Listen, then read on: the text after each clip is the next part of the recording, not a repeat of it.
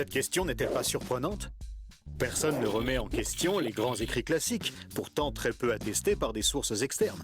Mais dès qu'on parle des évangiles et du Nouveau Testament, les pires suspicions surgissent aussitôt, quitte à accuser leurs auteurs de faussaires ou de menteurs sans scrupules. Pourtant, les premiers chrétiens avaient une moralité plutôt élevée, et ils ont préféré mourir martyrs plutôt que de renoncer à leur foi. Mais cette incohérence ne semble pas beaucoup gêner les sceptiques. L'accusation classique, exprimée invariablement dans les magazines et les émissions TV, consiste à affirmer que les évangiles ont été écrits 1 à 2 siècles après les faits. Puisque les témoins oculaires étaient morts, les auteurs ont pu écrire n'importe quoi sans risquer d'être contredits. De plus, on affirme que les seuls documents existants ne sont que des copies de copies et qu'il est désormais impossible de prouver quoi que ce soit. Alors voyons les faits.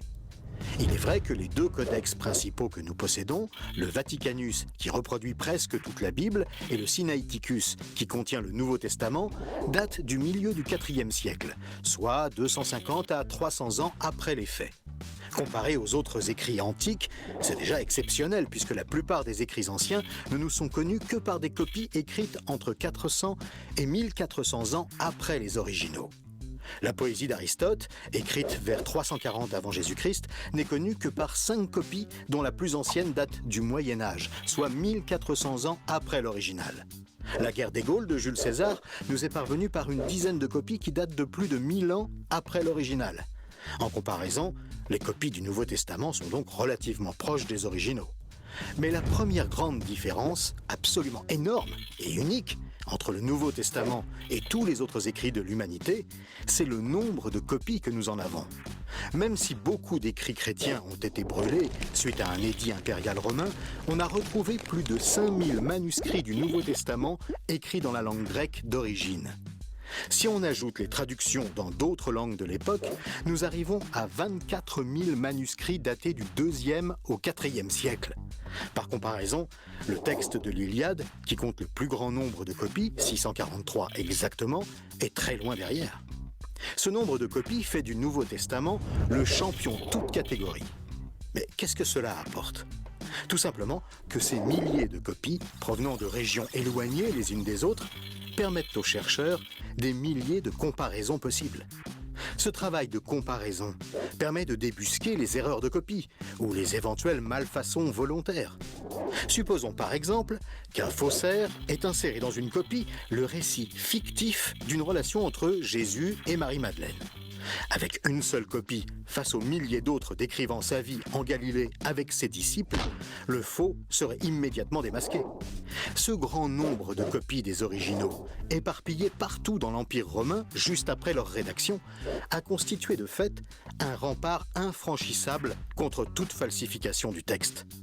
Un faussaire éventuel aurait dû avoir accès à toutes les copies et pouvoir toutes les changer. C'est évidemment impossible. Les experts sont obligés de reconnaître que d'un point de vue bibliographique, aucun document de l'Antiquité n'est aussi bien attesté que le Nouveau Testament. De quels indices sérieux disposons-nous pour déterminer la date réelle de rédaction du Nouveau Testament, Évangiles compris ? Ce sont paradoxalement des ennemis de l'Église qui nous fournissent un premier indice. En 140, Marcion, un hérétique, cite dans ses écrits 11 des 27 livres du Nouveau Testament, preuve formelle que moins de 90 ans après leur rédaction, les écrits du Nouveau Testament existaient et circulaient déjà depuis un certain temps. Second indice, Polycarpe, un disciple de l'apôtre Jean, un homme qui a donc côtoyé personnellement un des 12 apôtres de Jésus, a rédigé une lettre aux croyants de la ville de Philippe dans laquelle il mentionne la totalité des 27 livres du Nouveau Testament. Puisque cette lettre a été rédigée entre 110 et 135, cela prouve que la totalité des évangiles et des lettres étaient déjà rédigées depuis un certain temps, donc très probablement au 1er siècle.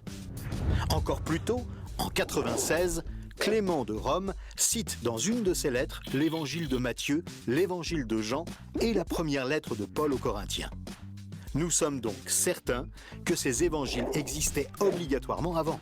De plus, et c'est capital, cela prouve que le Nouveau Testament a été rédigé à une époque où les témoins oculaires des faits étaient encore en vie.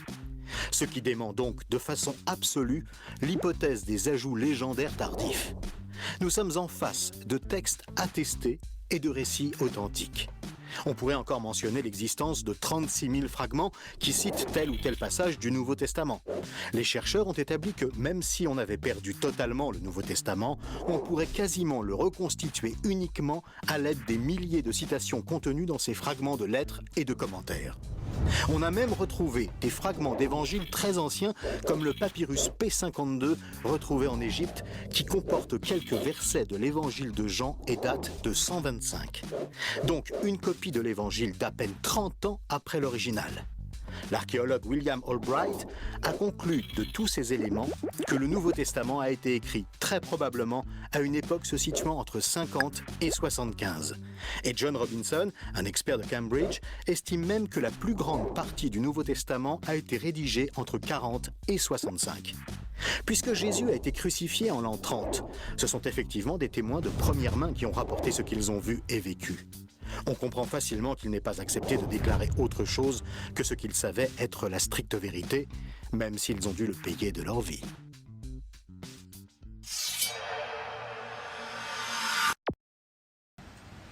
Et question rapide pour toi.